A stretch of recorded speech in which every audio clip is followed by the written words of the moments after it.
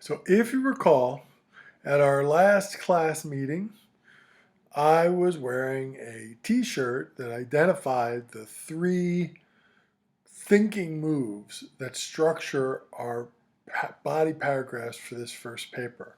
And they were explain, apply, and evaluate. That's lots to do in one paragraph, but it gives you plenty of material to write about, and it's a great place to start. Later in the course, of course, we're going to expand on those ideas, and they will each become separate paragraphs when we're talking about things. We'll have papers with separate explanations and applications and evaluations.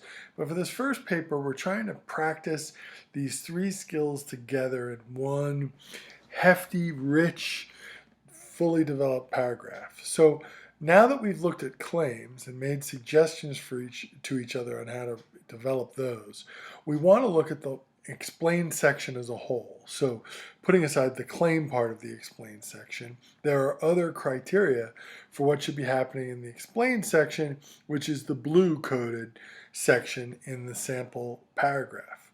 So this exercise is going to be a lot like what we did for the claims. You're going to look at the rubric and review the criteria. You're going to read over, look at the explained section of the paragraph, and then you're going to go through the group one by one and make detailed and specific recommendations for what the writer might do to further develop this part of their paragraph.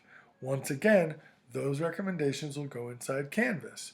You'll hit the reply button and you'll label your reply explain, and then the group will provide its detailed feedback in that reply. So again, the idea here is we're walking away with specific suggestions that have been made to us.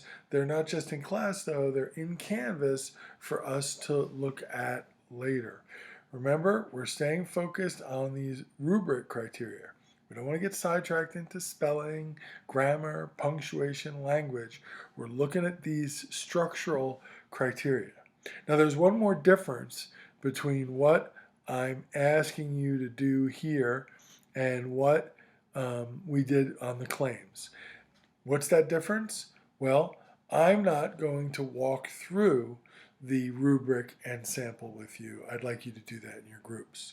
So the groups are going to read over the rubric criteria together, then they'll read through the sentences from the sample paragraph that make up the explain section, which have been color-coded blue, and then you'll go one by one through each group member's draft.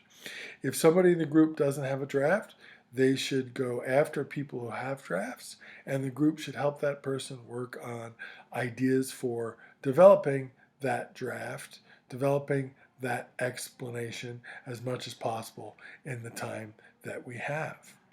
All right, I hope that explained things. If not, I'm sure Professor Kerwin will adjust and adapt as needed.